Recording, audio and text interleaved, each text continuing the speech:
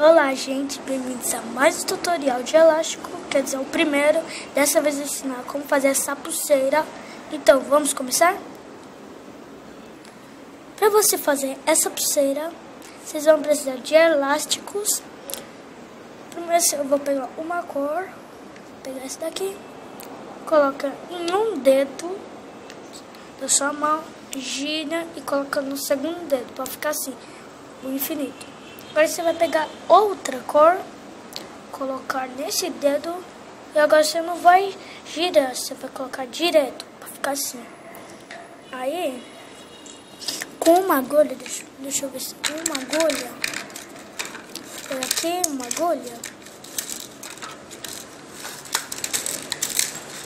Vocês também vão precisar de um fecho e uma agulha.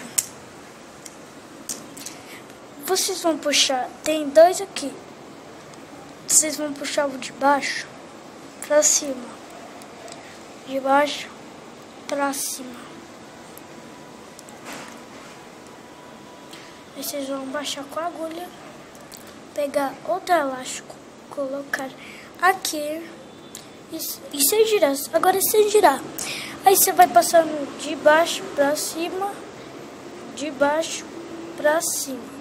Vocês vão fazendo até terminar a pulseira. Vou explicar mais uma vez. Vou pegar outra cor, colocar nesses dois dedos sem torcer. Pegar a agulha, passar o de baixo pra cima, de baixo pra cima. Eu vou terminar minha pulseira e já volto. Terminei, gente.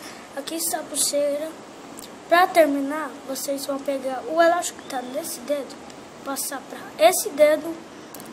Aí vocês vão pegar aqui, pegar um fechinho e colocar aqui. E pegar a outra ponta da nossa pulseira e colocar nesse dedo. E pegar a parte que tá com o fechinho e colocar. E está pronto a nossa pulseira. Espero que vocês tenham gostado.